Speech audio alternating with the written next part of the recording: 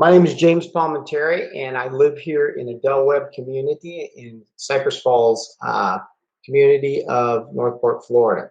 The reason I'm speaking to you today is I want to do twofold. I want to explain some of the issues involved when plus 55 seniors buy into these senior-friendly communities, and also to encourage you to do your due diligence and do your research before you blindly buy in and just fall for marketing. There's a lot of very good persuasive marketing by a lot of these companies. We got involved with one called Del Webb, which for the most part, it is a beautiful community, but the problem comes when it comes to managing our affairs and being involved here. They're very restrictive and somewhat tyrannical. And I just want to be able to say that you need to be very, very careful before you buy into these communities. Some of them are very excessively priced, and you don't get necessarily the value or the social expectations that they sell you on. Del Webb basically is a mass marketing company that markets communities to plus 55 individuals. The idea between it is they sell it as a kind of a panacea lifestyle here, where they claim that we're going to be very involved in the community. They claim to have all these high quality top events, where in reality that's not true. Down here in Florida, they're just a typical HOA like everyone else. They're very expensive. We spend over $300 a month in this HOA. Part of that is we were promised a good third of that going towards amenities and events planning. Well, I will tell you, we spend over $100,000 a year for an events planner, and the best we can get is maybe a concert at the pool and a food truck. It's just not the value that they sell it to be. And granted, I entered into an HOA. It is a private agreement, but they oversold it as something that it really is not. And I just want to encourage every person over 55, before they fall for the marketing of these plus 55 communities, they really have to do their due diligence, understand what the covenants, codes, and regulations are before they sign, and really know what they're getting for their value, because these things are not the value you think. You know, they're very concerned about, all they care about is selling you a property. But at the end of the day, this thing becomes like a seniors concentration camp. It really does. They want to formalize you here, and they really do not want to involve you in the day-to-day of what it takes to operate and to run this thing. They're very dictatorial. They put out edicts and they put out regulations without any community input. They appoint people to the boards without allowing us to vote. And the most recent incident, which I wrote about, which really made everything come to a head, is, as everyone knows, we're into a very what I would call controversial, but also very enthusiastic political season here with our elections. So some of our residents, which again, everybody I think has a right to express their political opinion, both not only verbally, but they also have a right to show it visually in the form of political signs. So for candidate Biden, we had all kinds of signs here, which were not an issue. There was nothing brought up. The second Trump supporters started putting their signs, all of a sudden there was a rule put in place that we couldn't put the signs up prior to a certain date, which was the 19th. Now, many of us had already had these up 2 to 3 weeks prior, and it's quite common for most cities to allow political signage to be posted 30 days before an election, and they must be taken down anywhere from 3 to 5 days after. Totally acceptable. We don't even have a problem as far as the size of it being restricted and the number of signs. We're all good with that. The problem is they tried to pass something that was retroactive, and then they threatened us with violations and fines. Now, I understand when you move into an HOA, some of your freedom of speech can be reasonably regulated. However, it cannot be outright banned, and you cannot take certain preferences for one group or another.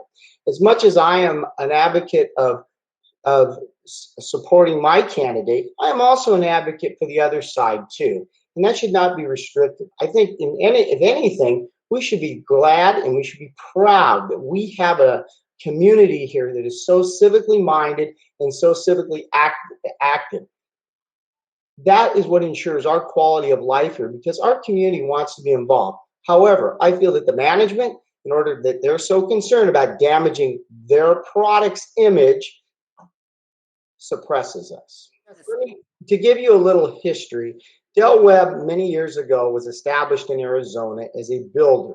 And basically, the Del Webb history is the individual first was one of the first builders, believe it or not, of all the casinos in Las Vegas back in the 1950s.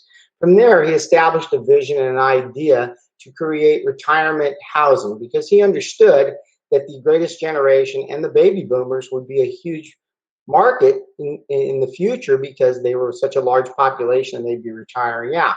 So they try to create what they would call a turnkey senior friendly community, which means basically items such as landscaping, maintenance, certain those items they take care of under the umbrella of an HOA, which all sounds well and good.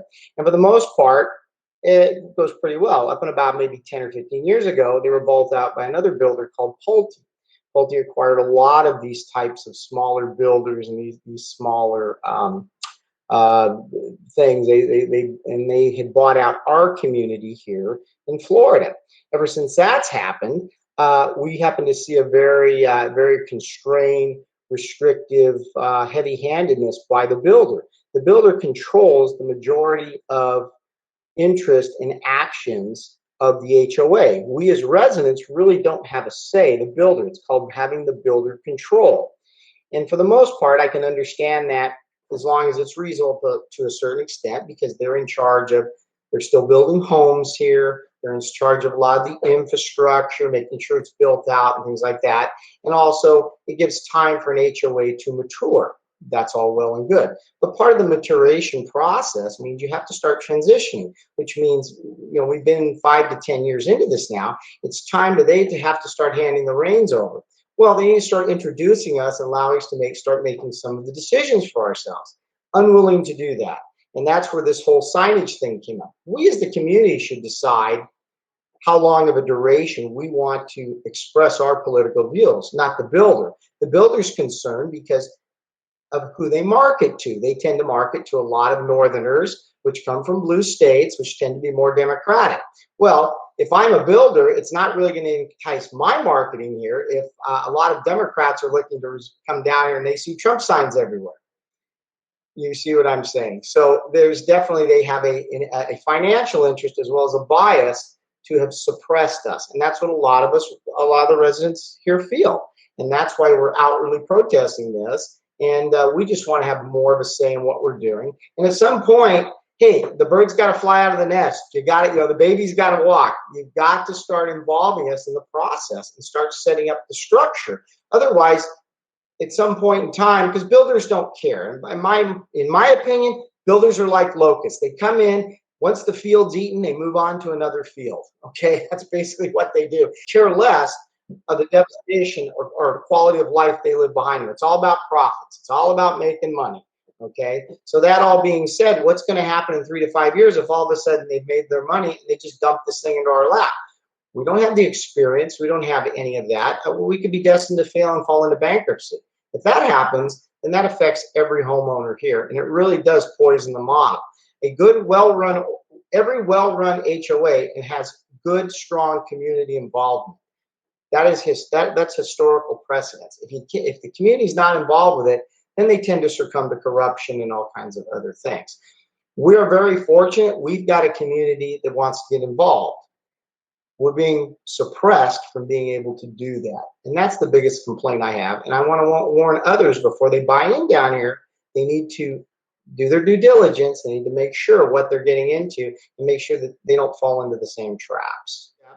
Where I, as a resident here, are speaking up and using forums such as yourself to get the word out. Before any change can occur anywhere, education, as you well know, is the first step. Information.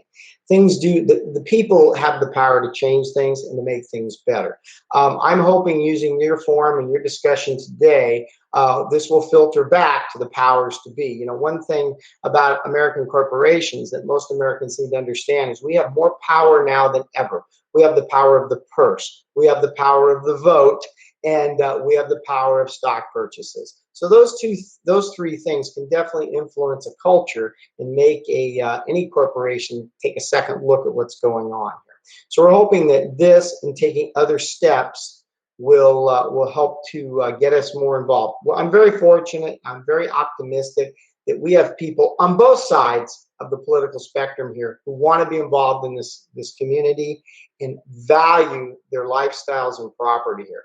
We just need to get Del Webb to be less obtuse and to realize that you've got a great group of people here who really want to be involved and not be so fearful of your marketing and try to hold us back. You need to start educating us on the proper way to run our financials down here and be able to keep this thing the crown jewel that we feel it is.